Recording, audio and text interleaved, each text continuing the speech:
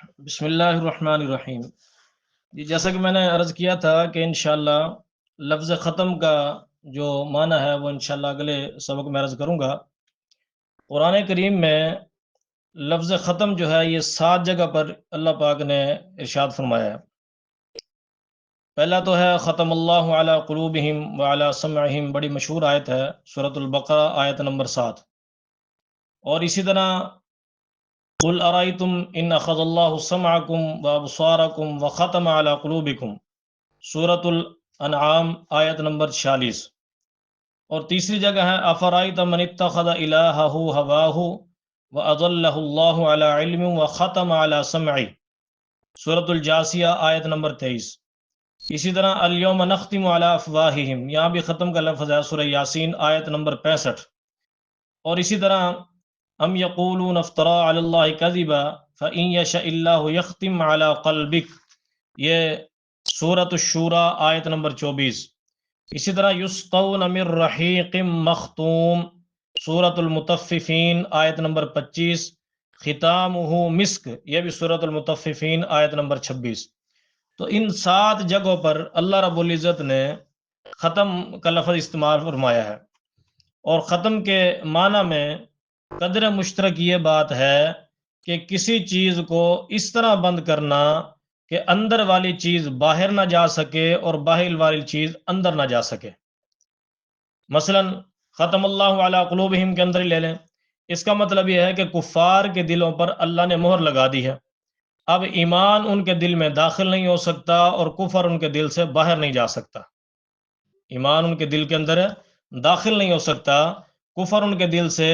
باہر نہیں جا سکتا۔ تو اسی طرح ہماری جو زیر باس آیت میں خاتم النبیین کا لفظ آیا ہے، یعنی ما کان محمد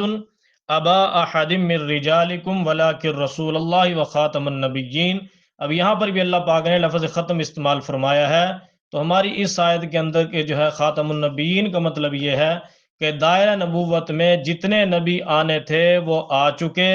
اب دائرہ نبوت میں نیا نبی نہیں آ سکتا، اور اسی طرح دائرہ نبوت سے کوئی نبی باہر بھی نہیں جا سکتا۔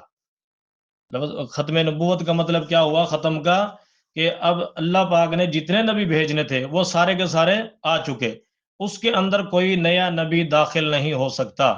اور جتنے نبی اللہ نے بھیجے ہیں ان میں سے کوئی نبی دائرہ نبوت سے باہر بھی نہیں جا سکتا۔ تو یہ اسی طرح جیسے کافروں کے دلوں کے اندر ایمان داخل نہیں ہو سکتا اور کفر باہر نہیں نکل سکتا، اسی طرح ختم نبوت کا جو دائرہ ہے اس کے اندر جتنے نبی آنے تھے وہ آ چکے، نیا کوئی داخل نہیں ہو سکتا، اور جو اللہ نے پیغمبر بھیجے ان میں سے کوئی باہر نہیں جا سکتا۔ تو تفسیر القرآن بالقرآن کا خلاصہ یہ ہے کہ حضور نبی کریم صلی اللہ علیہ وسلم کے تشریف لانے سے نبیوں کی تعداد مکمل ہو چکی ہے، اب تا قیامت کوئی نیا نبی نہیں آ سکتا، اور جو نبی آ چکے ہیں ان میں سے کوئی باہر نہیں نکل سکتا۔ اسی طرح اللہ پاک اسی آیت کی تشریح کو حضور علیہ الصلوۃ والسلام نے بے شمار احادیث میں ارشاد فرمایا، جیسے میں نے آپ کے سامنے بھی حدیث تلاوت کی کہ حضرت ثوبان رضی اللہ عنہ سے روایت ہے، حضور نے فرمایا قال قال رسول اللہ صلی اللہ علیہ وسلم انه سيكون في امتی کذابون ثلاثون كلهم يزعم انه نبی وانا خاتم النبیین لا نبی بعدی۔ حضرت ثوبان سے روایت ہے، حضور نے فرمایا میرے بعد میری امت میں 30 جھوٹے پیدا ہوں گے، اور ایک روایت میں دجالون کے الفاظ بھی ہیں کہ 30 جھوٹے دجال پیدا ہوں گے، ان میں سے ہر ایک یہ دعویٰ کرے گا کہ وہ نبی ہے، حالانکہ حضور نے فرمایا وانا خاتم النبیین لا نبی بعدی، میں آخری نبی ہوں، میرے بعد کوئی نبی نیا نبی نہیں آ سکتا۔ ایک ترجمہ تو اس کا یہ ہے، اور دوسرا یہ ہے انا خاتم النبیین لا نبی بعدی۔ یہاں پر ایک ترجمہ جو ہے وہ علماء یہ فرماتے ہیں، محدثین فرماتے ہیں کہ یہ جو لا ہے یہ لا نفی جنس ہے، اس کے تحت جو خبر اسم داخل ہوتا ہے وہ مکمل طور پہ اپنے علاوہ کی نفی کر دیتا ہے، یعنی حضور نبی کریم صلی اللہ علیہ وسلم کے تشریف لانے کے بعد کوئی نیا نبی نہیں آ سکتا۔ لیکن یہاں پر ایک اعتراض ہو سکتا ہے، قادیانی اعتراض کرتے بھی ہیں اور ملحدین قسم کے لوگ اعتراض کرتے ہیں کہ قرب قیامت میں حضرت عیسیٰ علیہ السلام تشریف لائیں گے، حضرت عیسیٰ علیہ السلام تشریف لائیں گے، تو پھر اس کا کیا مطلب ہے؟ جو ادھر حضور نے فرمایا کہ میں آخری نبی ہوں، میرے بعد کوئی نبی نہیں آ سکتا، ٹھیک ہے جی، اور حضرت عیسیٰ علیہ السلام تشریف لائیں گے، یہ تو پھر بات ٹوٹ گئی، یہاں پہ اعتراض تو بنتا ہے ان کا۔ ایک تو ہم جواب یہ دیتے ہیں کہ حضور کے بعد کوئی نیا نبی نہیں آئے گا،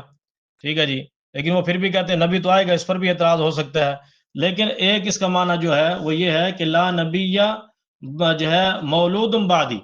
حضور یعنی حضور نبی کریم صلی اللہ علیہ وسلم کے بعد کوئی نیا نبی پیدا نہیں ہوگا، کیونکہ حضرت عیسیٰ علیہ السلام تو پہلے پیدا ہو چکے ہیں، وہ تو قرب قیامت میں جو ہے وہ نبوت کا مقام ان سے جو ہے سلب نہیں کیا جائے گا، نبوت کا مقام ان کا برقرار رہے گا۔ قرب قیامت میں وہ اس امت کے اندر حضور نبی کریم صلی اللہ علیہ وسلم کی تعلیمات پر عمل کرتے ہوئے، قرآن و سنت کی تعلیمات کو پھیلاتے ہوئے، اور اس امت کے جو فرائض ہیں یا اس امت کی جو عبادات ہیں ان کے مطابق عمل کرتے ہوئے وہ دنیا میں تشریف لائیں گے، لیکن وہ اپنی جو ہے شریعت کی یا انجیل کی اپنی تعلیمات کی تبلیغ نہیں کریں گے، اس کے مطابق عمل نہیں کریں گے، نہ کروائیں گے کسی سے، بلکہ حضرت عیسیٰ علیہ السلام اس امت کے جو قرآن و سنت کی تعلیمات ان کے مطابق عمل کریں گے۔ تو حضور علیہ الصلوۃ والسلام نے اس عقیدے کو بے شمار احادیث میں، یعنی کم سے کم 210 احادیث میں سے زائد احادیث میں اس کو عقیدے کو بیان فرمایا، اور قرآن کریم میں اللہ پاک نے تقریباً جو ہے وہ 99 آیات کے اندر اس عقیدے کو بیان فرمایا۔ اور یہ عقیدہ ختم نبوت جو ہے یہ امت کے اندر تواتر سے چلا رہا ہے، یعنی یہ عقیدہ ختم نبوت امت کے تواتر سے ثابت ہے۔ پہلے نمبر پہ کیا عقیدہ ختم نبوت قرآن پاک کی 99 آیات میں ثابت ہے، ٹھیک ہے جی۔ اور دوسری بات کیا کہ عقیدہ ختم نبوت تقریباً 210 احادیث سے زائد احادیث سے ثابت ہے۔ اور تیسری بات کیا ہے کہ عقیدہ ختم نبوت تواتر سے ثابت ہے۔ اور چوتھی بات کیا ہے، چوتھی چیز کہ عقیدہ ختم نبوت صحابہ کرام کے اجماع اور امت کے اجماع سے ثابت ہے،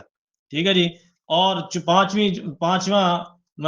پانچویں چیز یہ ہے کہ مسئلہ ختم نبوت پر امت کا سب سے پہلا اجماع منعقد ہوا،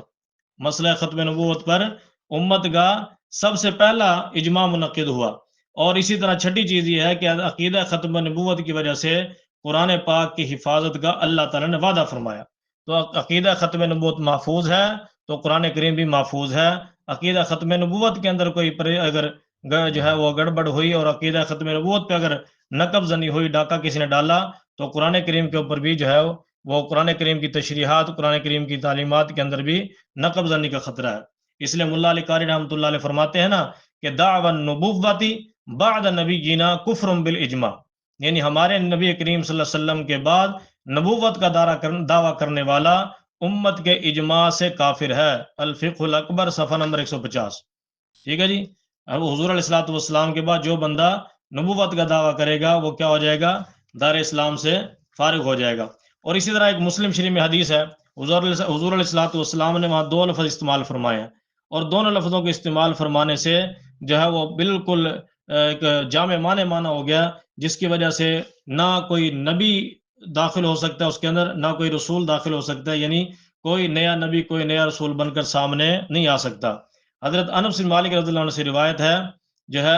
ترمذی شریف کے اندر حدیث نمبر 2272، حضور علیہ الصلوۃ والسلام نے ارشاد فرمایا ان الرسالۃ والنبوۃ قد انقطعت فلا رسول بعدی ولا نبی۔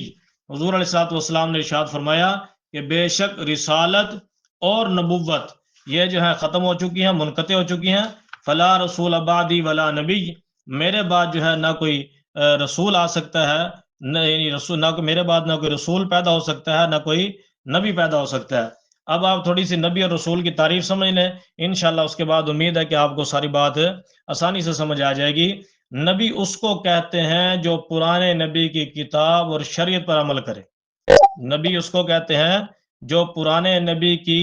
کتاب اور شریعت پر عمل کرے، اور رسول اس کو کہتے ہیں، یعنی وہ رسول اس نبی کو کہتے ہیں جو نئی کتاب اور نئی شریعت لے کر آئے۔ تو جب حضور علیہ الصلوۃ والسلام نے فرما دیا کہ میرے بعد نہ کوئی رسول پیدا ہو سکتا ہے، نہ کوئی نبی پیدا ہو سکتا ہے، اب اس کے اندر دونوں باتیں آ گئی۔ اب یعنی مرزا غلام محمد قادری نہیں کہہ سکتا تھا کہ میں